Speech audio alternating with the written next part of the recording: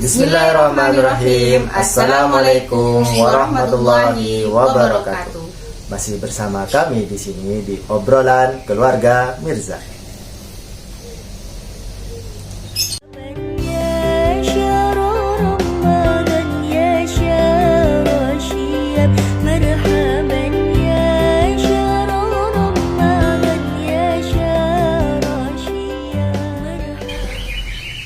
Alhamdulillah, tahun ini kita berjumpa lagi dengan Ramadan. Marhaban ya Ramadan. Alhamdulillah ya Bun, tahun sekarang kita masih dipertemukan dengan bulan Ramadan. Nah, di bulan Ramadan ini sebenarnya ada banyak kegiatan yang bisa dilakukan. Nah, di sini kita akan membahas tentang kegiatan-kegiatan yang bisa dilakukan di bulan Ramadan. Wah, apa aja itu ya? Karena di bulan Ramadan ini banyak sekali amalan yang kita lakukan agar mendapatkan limpahan pahala dari Allah Subhanahu wa Ta'ala. Ya, bicara tentang pahala Bun, di bulan Ramadan itu seluruh ibadah akan dilipat gandakan pahalanya. Masya Allah, amin. Dan semoga kita termasuk orang-orang yang beruntung. Amin. Dan di bulan Ramadan ini juga merupakan momen untuk kita berlomba-lomba dalam hal kebaikan. Ada beberapa kebaikan atau beberapa ibadah yang nantinya akan kita bahas tentang ibadah apa saja yang bisa kita lakukan. Ya, kira-kira apa aja ya amalan-amalan yang utama di bulan Ramadan? Amalan-amalan utama di bulan Ramadan kita bagi menjadi tiga macam amalan utama yang bisa dilakukan di bulan Ramadan. Yang pertama apa Bun? Yang pertama adalah meningkatkan sholat. Meningkatkan sholat. Meningkatkan sholat yang dimaksud di sini adalah intensitas dari sholat yang kita lakukan di bulan Ramadan kita tambah. Banyak sekali sholat-sholat sunnah yang bisa kita lakukan di bulan Ramadan. Contohnya yang pertama? Yang pertama adalah sholat rawatib. Nah, ada sholat rawatib. Artinya sholat yang kita kerjakan di sebelum sholat fardu, sebelum sholat fardu dan sesudah sholat fardu, yang ada 12 rakaat itu. Yang kedua ada sholat duha. Sholat duha ini bisa kita lakukan minimal 2 rakaat, maksimal ya suka-suka kalian bisa sampai 8 rakaat.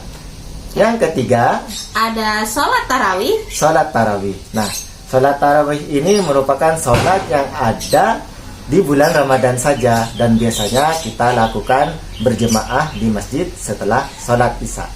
Dan juga ada sholat apa Bun? Yang terakhir adalah sholat witir. Sholat witir yaitu sholat penutup, sholat yang ganjil. Ini juga merupakan sholat sunnah.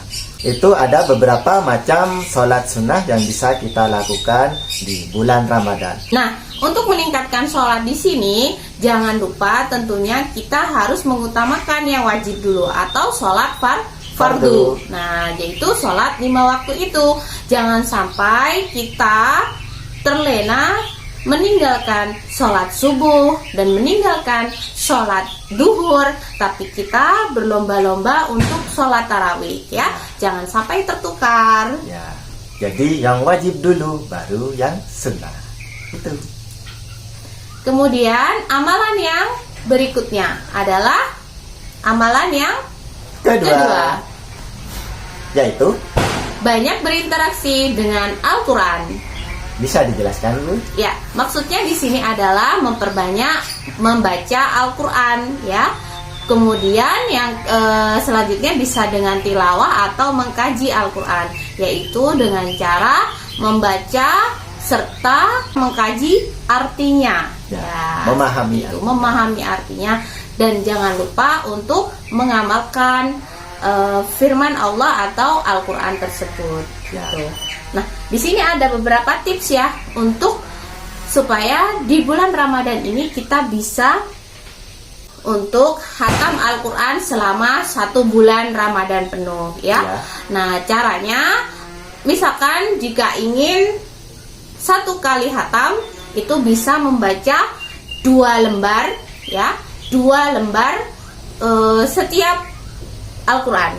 Nah, jadi 2 lembar ini dibaca setelah sholat fardu. Iya. Jadi subuh 2 lembar, kemudian duhur 2 lembar ya, kemudian asyar 2 lembar, maghrib 2 lembar, setelah itu isya 3 lembar. Ya maaf, 2 lembar. Ya.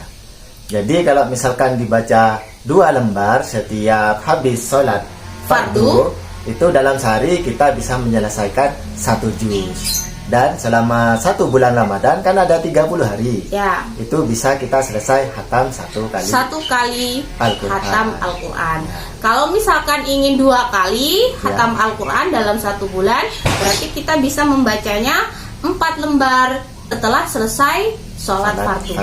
Ya. Begitu. Nah, sesuai dengan kelipatannya ya. Ya. Jika ingin 3 kali berarti 6 lembar gitu.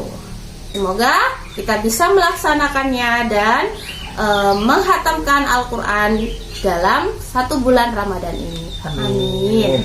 Nah, itu untuk tips menghatamkan Al-Quran dalam bulan Ramadan. Untuk mengkaji Al-Quran di bulan Ramadan, jika kita memang tidak bisa untuk mengkaji sendiri, maka sekarang itu zamannya sudah mudah.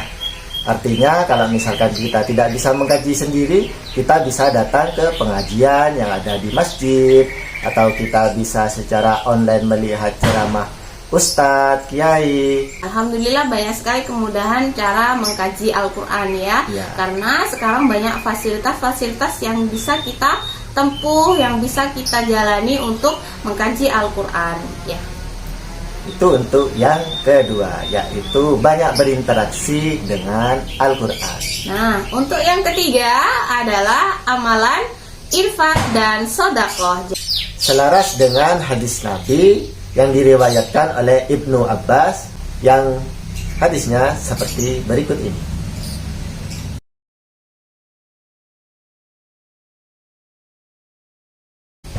Nah, dalam hadis tersebut diriwayatkan bahwa Nabi Muhammad SAW itu gemar berinfak. Beliau jika di bulan Ramadan sudah gemar berinfak atau bersedekah, maka ketika Ramadan tiba beliau lebih meningkatkan lagi infak dan sedekahnya. Semoga kita bisa menirukan apa yang beliau perbuat. Amin. Dan untuk infak dan sedekah sendiri itu sebenarnya berbeda. Kalau infak sendiri itu cenderung kepada harta yang kita miliki.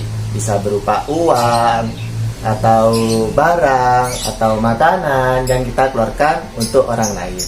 Sedangkan sedekah bisa, ini adalah suatu jasa atau perbuatan. Misalkan kita membantu orang untuk melakukan pembagian takjil, membantu masjid untuk bersih-bersih, itu juga merupakan sedekah. Semoga hal-hal ini yang kita di luar Ramadan tidak lakukan, di bulan Ramadan ini bisa kita lakukan dan tingkatkan. Amin. Nah, dari beberapa amalan, dari 3 amalan utama yang tadi, bisa kita simpulkan bahwa setiap kegiatan di bulan Ramadan itu sebenarnya memiliki manfaat yang luar biasa. Dan setiap ibadah yang kita lakukan di bulan Ramadan akan dilipat gandakan pahalanya. Kami akhiri. Wassalamualaikum warahmatullahi wabarakatuh.